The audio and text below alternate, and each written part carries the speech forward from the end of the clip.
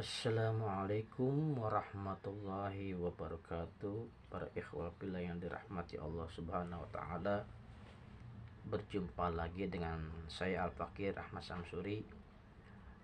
Kali ini kita akan membahas bab rukun-rukun salat di dalam kitab Kifayatul Akhyar.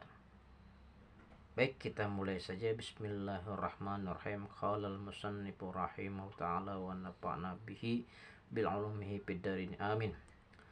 Syekh Abu Suja berkata, Paslun ay haza paslun wa arkanus salati thamaniyata asyara ruknan an-niyah. Rukunnya salat ada 18, yaitu niat.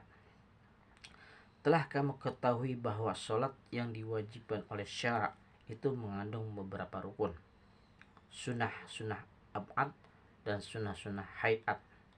Di antara rukun-rukunnya sholat itu yaitu niat, karena niat wajib dilakukan pada sebagian sholatnya. Niat artinya menyebut di dalam hati, yakni pada waktu permulaan melakukan sholat. Oleh karena itu niat dianggap rukun, seperti halnya takbiratul ihram, ruku dan lain sebagainya. Jadi niat ini merupakan salah satu rukun sholat, ya, dan disebutkannya, diucapkannya di dalam hati, ya. Sama halnya dengan takbiratul ihram.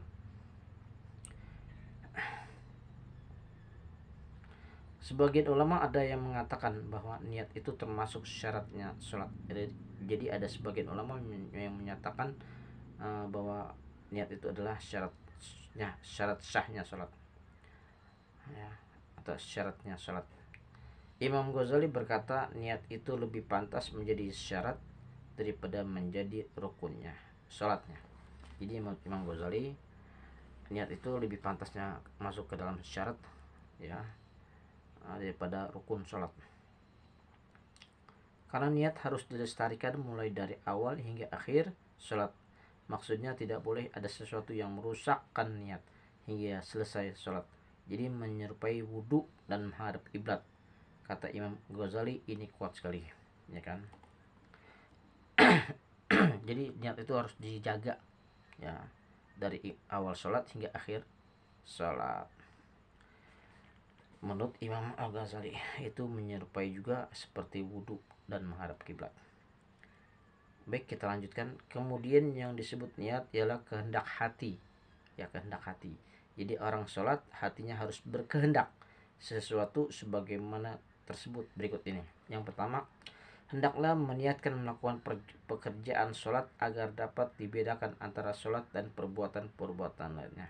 Jadi hendak, maksudnya itu kehendak hati, ya, niatnya itu karena kehendak hati, ya. Niat itu yang membedakan antara kita melaksanakan sholat dan perbuatannya. Saya niat sholat, gitu kan. Contohnya, saya niat melaksanakan sholat fardu, saya niat melaksanakan sholat fardu isya misalkan, atau maghrib dan seterusnya. Ya, itu yang membedakan antara sholat dengan perbuatan lainnya atau niat perbuatan lainnya. Kedua, hendaklah niatnya menyebutkan dengan jelas sholat apa yang dikerjakan, zuhur, asar, atau maghrib, atau isya. Harus jelas. Sholih fardu, zuhri, sholih fardu, maghribi, harus sebutkan, ya, sholatnya sholat apa. Dua perkara ini tidak boleh ditinggalkan tanpa khilaf. Ya, dua perkara itu tadi barusan yang sebutan tadi tanpa ada perbedaan pendapat, dan tidak boleh ditinggalkan tanpa ada perbedaan pendapat dalam hal ini. Jadi andai kata orang itu berniat melaksanakan fardunya waktu, sebagai gantinya zuhur atau asar, niatnya tidak sah menurut kaul yang sahih. Sebab niat mengqadha itu juga sama dengan sholat yang dikerjakan dalam kedudukannya sebagai sholat fardu. Niat mengqadha itu juga sama dengan kedudukannya sebagai sholat fardu, gitu kan. Yang ketiga, hendaklah menyatakan keparduan sholat di dalam niatnya menurut qaul yang sahih atau pendapat yang sahih. Demikian pendapat sebagian banyak daripada ulama, baik orang yang berniat itu sudah balik maupun masih kecil, sholatnya sholat ada atau tunai maupun sholat qada. Jadi dalam sholat itu harus disebutkan fardu gitu kan, keparduan sholat kan. Usolli fardhu zuhri arba'a rakaat mustaqbil kiblat dan seterusnya. Harus disebutkan fardunya itu. Di dalam Syarah Al-Muhadzab disebutkan bahwa anak kecil tidak wajib berniat fardu. Ya, ini anak kecil dalam kitab Al-Muhadzab. Adapun syarat harus menyandarkan ibadahnya kepada Allah, yaitu dengan menyatakan lillahi ta'ala terhadap dua wajah. Qaul yang sahih di dalam kitabnya Imam Rafi'i tidak diisyaratkan. Nah, baik, yang keempat, adakah tidak disyaratkan harus membedakan antara sholat ada dan sholat qada? Nah, disyaratkan adakah tidak? Adakah tidak disyaratkan nih perbedaan antara sholat ada tunai dan sholat qada? Ada dua wajah, dua pendapat sini. Qaul yang sahih yang tersebut di dalam kitab Imam Rafi'i tidak disyaratkan. Nah, karena kata ada dan qada itu mengandung makna yang sama. Ya, oleh karena itu mempunyai makna yang sama, maka boleh dikatakan ada itu dainan, saya telah menjelaskan hutang, dan boleh dikatakan qada itu dainan, saya telah menunaikan hutang. Ya. Baik, kita lanjutkan. Wajah yang disebutkan oleh Imam Nawawi menyatakan tidak diisyaratkan harus menyatakan ada atau tunai. Itu bagi orang yang tidak tahu masuknya waktu sholat karena tertutup oleh mendung dan sebagainya. Ya. Jadi tidak diisyaratkan harus menyatakan tunai sholatnya itu bagi yang tidak tahu masuk waktunya sholat. Ya, karena keadaan mendung, gitu kan, cuaca gelap. Imam Nawawi dalam Syarah Al-Muhadzab mengatakan para ulama Syafi'i telah menjelaskan bahwa apabila orang itu berniat ada atau tunai tidak di saat melakukan sholat di waktu qada atau sebaliknya sholatnya tidak sah tanpa khilaf atau perbedaan pendapat. Wallahu alam. Jadi dalam kitab Syarah Al-Muhadzab, ya, Imam Nawawi mengatakan, ya, di sini para ulama dan Syafi'i menjelaskan bahwa orang itu berniat di saat melaksanakan sholat qada nggak sah sholatnya, atau sebaliknya melaksanakan qada tapi niatnya di dalam hati melaksanakan sholat secara tunai, tidak sah. Jadi ketika dia melakukan sholat wajib nih tunai, tidak ada qada, tunai dilaksanakan pada saat itu juga, ya kan, dia niatnya qada tidak sah sholatnya. Atau dia melaksanakan sholat qada, ya kan, sholat qada tapi niatnya sholat tunai, maka sholatnya tidak sah. Tidak diisyaratkan harus menyebutkan bilangan rakaat dan tidak diisyaratkan juga menyebutkan menghadap kiblat, kata qaul yang sahih. Akan tetapi apabila orang itu berniat sholat zuhur 5 rakaat atau 3 rakaat, sholatnya tidak sah. Jadi tidak diisyaratkan menyebutkan bilangannya rakaatnya. Ya, Selifar zuhri arba'ah rakaatin, misalkan gitu, sebutin arba'ah 4 rakaat, tidak disyaratkan menyebutkan ya bilangan rakaatnya di dalam kitab ini. Mustaqbilal kiblati, dan tidak disyaratkan menyebutkan menghadap kiblat, ya, menurut qaul yang sahih. Apabila dia enggak disyaratkan harus menyebutkan bilangan rakaatnya dan tidak disyaratkan menyebut menghadap kiblat, tapi kalau misalnya dia sholat zuhurnya 4 rakaat atau 3 rakaat, melaksanakan sholat zuhur 5 rakaat atau 3 rakaat, sholatnya tidak sah. Walaupun tidak disyaratkan di sini menyebutkan bilangan rakaatnya, gitu kan. Baik, kita lanjutkan. Ketahuilah bahwa berniat di dalam segala bentuk ibadah harus berada di dalam hati, maksudnya. Nah, niat segala bentuk ibadah apapun, niatnya tentu dalam hati, ya. Tidak cukup dengan diucapkan dengan lisannya saja sedangkan hatinya lalai. Akan tetapi tidak membahayakan manakala apa yang diucapkan oleh lisannya berlainan dengan apa yang dikatakan di dalam hatinya. Seperti orang yang berniat melakukan sholat zuhur, tapi lisannya terlanjur mengucapkan sholat asar, sholat zuhurnya tetap sah. Ya. Jadi bentuk niat itu adanya dalam hati, segala ibadah apapun, ya kan. Dan ketika niatnya sholat zuhur misalkan ya, niat contohnya niatnya sholat fardu zuhur, ya kan, tapi di lisannya niatnya sholat fardu asar, sholatnya tetap sah karena niatnya ini sholat fardu zuhur, bukan sholat fardu asar. Walaupun dia dalam hati niat sholatnya fardu zuhur, tapi ketika di lisannya lafaznya itu mengucapkan sholat fardu asar, sholatnya tetap sah.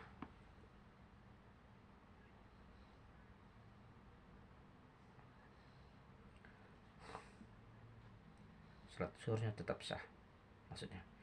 Ketahuilah bahwa syarat sahnya niat yaitu niatnya harus dengan mantap dan berlangsung hingga akhir sholat. Ya, niatnya itu harus mantap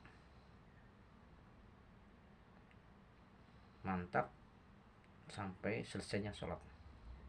Jadi kalau orang itu berniat keluar dari sholat pada saat pertengahan sholatnya, maka sholatnya menjadi batal.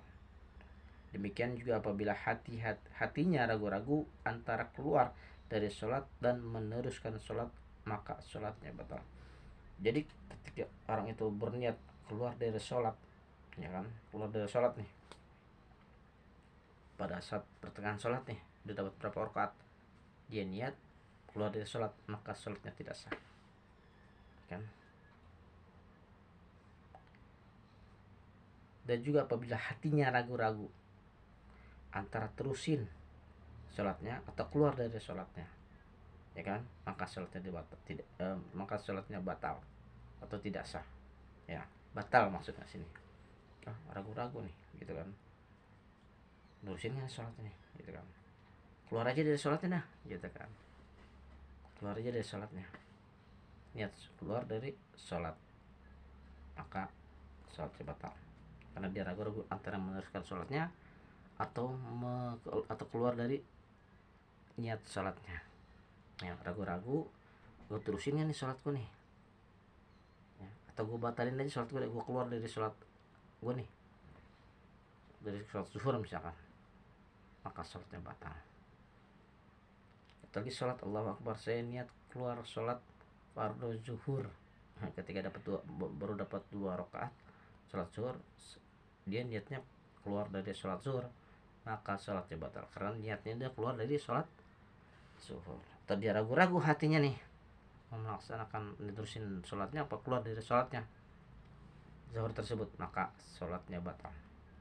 Andai kata orang itu menggantungkan niat keluar dari sholat dengan suatu hal, misalnya hati berucap, kalau si fulan nanti membuat aku marah atau mengetuk pintu, aku akan keluar dari sholatku, maka sekaligus niat sholatnya menjadi batal menurut kaul yang rajih. Sama halnya andai kata orang itu berniat masuk sholat dengan ucapan seperti itu, di dalam hatinya sholatnya juga tidak sah tanpa khilaf atau perbedaan pendapat. Ya, karena tidak ada kemantapan hati. Hal yang sama juga dengan masalah tersebut, yaitu andai kata ada orang yang menggantungkan niat keluar dari Islam dengan sesuatu hal, maka orang itu menjadi kafir, ya. Seketika itu juga tanpa ada khilaf, kan. Misalkan nih ada orang sholat nih, niatnya menggantungkan niatnya keluar dari sholat dengan satu hal, misalkan tadi yang sudah dikatakan, si fulan, kalau si fulan nanti membuat aku marah atau mengetuk pintu, aku akan keluar dari sholatku, maka sholatnya menjadi batal. Wah, si fulan nih lagi sholat, si fulan marah-marah nih, kan. Kalau seandainya gue lagi sholat nih, saya lagi sholat, kalau ada suatu masalah misalkan, kalau si anu nih marah nih, si fulan marah nih sama gue nih, gue lagi sholat, nah kan, gue akan keluar dari sholat gue akan keluar dari niat sholat gue, maka sholatnya menjadi batal. Atau ada tamu nih masuk, kalau seandainya gue lagi sholat, saya lagi sholat nih misalkan, saya ada tamu ngetok pintu, maka saya akan keluar dari niat saya, saya akan keluar dari sholat saya. Saya akan niat keluar dari sholat saya, maksudnya begitu. Susah amat ngomongnya. Maka sholatnya menjadi batal. Jadi marah-marah ya.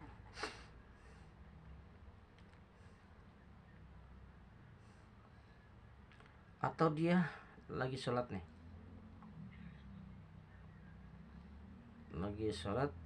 niatnya keluar dari Islam, maka sholatnya batal dan dia menjadi kafir. Nauzubillah min dzalik, tanpa ada khilaf atau perbedaan pendapat.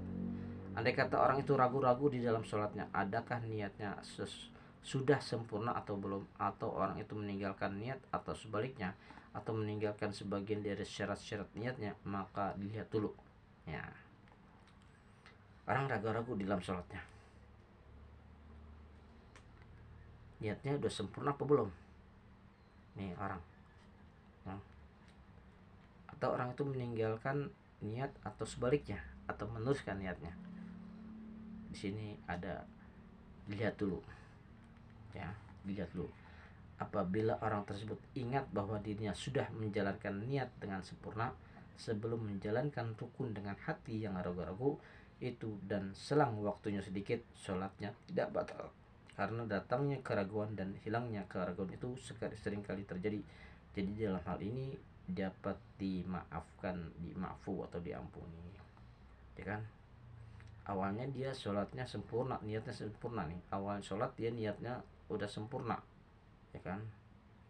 Tapi di pertengahan dia ragu-ragu, ya udah sempurna nih belum nih niat gue nih, gitu kan, sholat gue nih.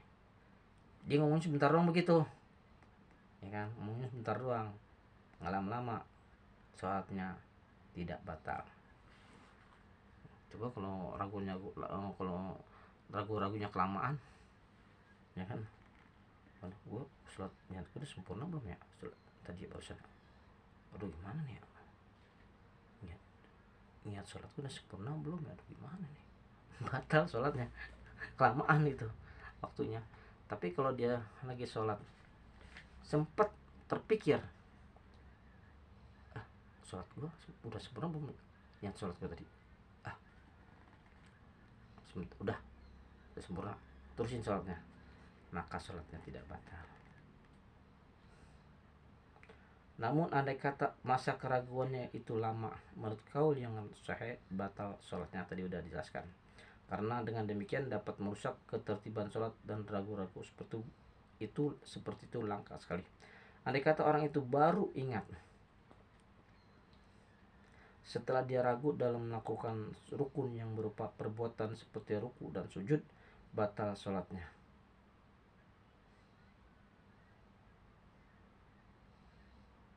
Ini orang nih baru ingat nih ya, baru ingat ya, setelah dia ragu dalam melaksanakan rukun yang berupa perbuatan ruku dan sujud, batal sholatnya, ya kan.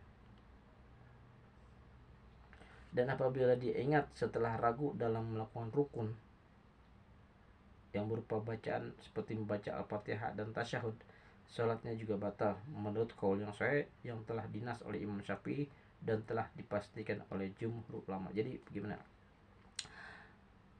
Orang itu ragu-ragu nih, ya kan,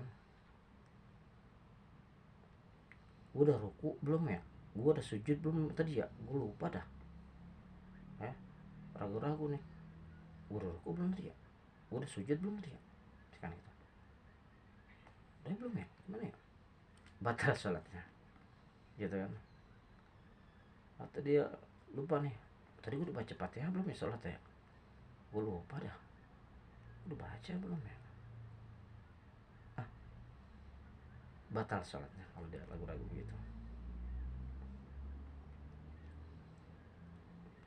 Imam Nawawi berkata, Al-Mawardi pernah berkata, andai kata seseorang ragu-ragu adakah dia berniat sholat zuhur atau berniat sholat asar, maka apa yang sudah ia kerjakan sebelum itu dia dapat mencukupi salah satunya. andai kata ia meyakinkan kedua-duanya, maka hukumnya menurut perincian tersebut di atas. Wallahu a'lam. Jadi menurut Imam Al-Mawardi ya, ini kata Imam Nawawi, menurut Al-Mawardi, andai kata dia ini seseorang ragu-ragu adakah dia berniat sholat zuhur atau berniat sholat asar,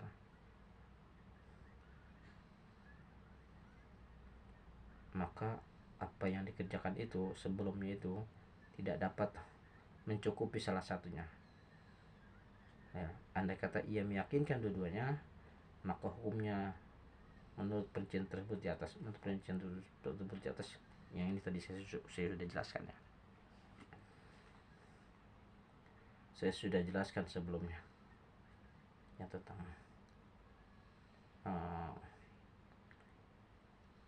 lupa sujud atau rukun, lupa sujud atau sujud ruku atau baca Fatihah. Itu maksudnya. Perincian meyakinkan kedua-duanya, maka hukumnya juga menurut perincian tersebut di atas. Yang dari perincian tersebut di atas itu yang ragu-ragu dia ruku atau sujud udah belum, gitu kan maksudnya.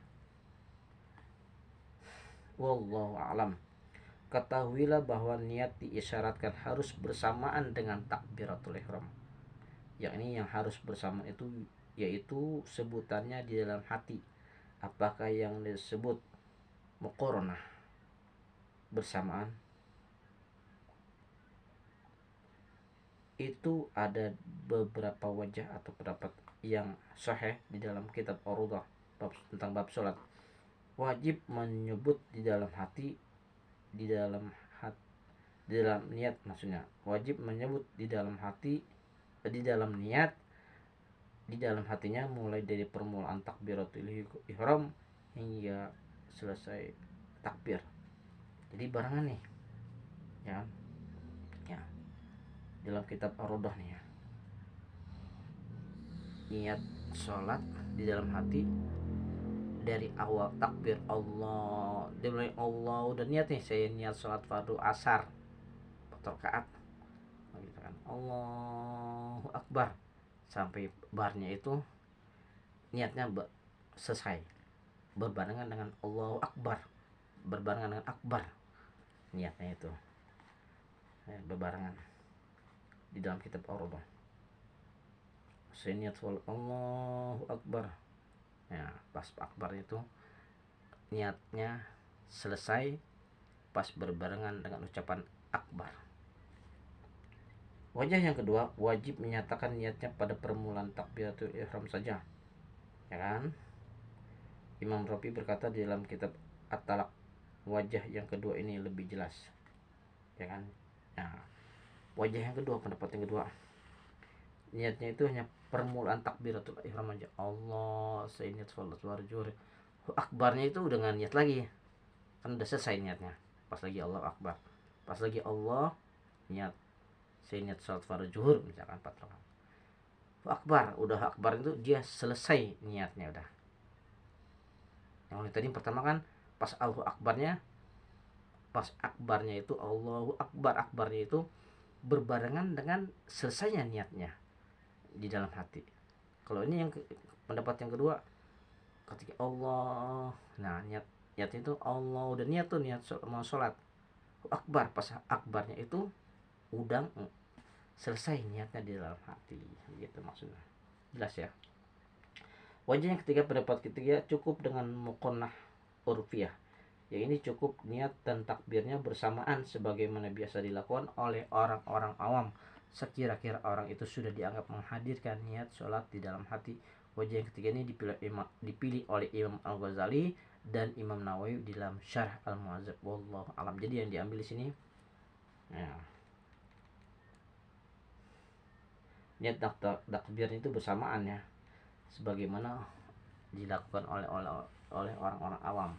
Niat dan takbir berbarengan.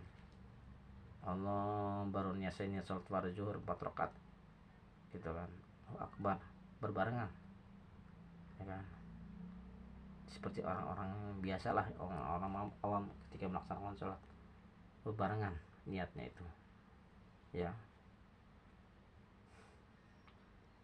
ini yang dipilih oleh pendapat yang ketiga ini dipilih Imam Al-Ghazali dan Imam Nawawi di dalam Syarah Al-Mazhab. Wallahu a'lam bishawab. Para ikhwah fillah yang dirahmati Allah Subhanahu wa taala, kiranya cukup di sini dulu ya bahasan tentang niat. Insyaallah nanti ada kelanjutannya, niat berikutnya, maksudnya rukun berikutnya ya. Para ikhwah fillah, mudah-mudahan ini bermanfaat khususnya buat diri Al-Fakir sendiri dan umumnya para ikhwah fillah yang dirahmati Allah. Dan apabila barangkali ada kalimat-kalimat saya yang kurang berkenan, kiranya mohon diluruskan oleh para asatidz. Lebih kurangnya mohon maaf. Wabillahi taufiq wal hidayah. Wassalamualaikum warahmatullahi wabarakatuh.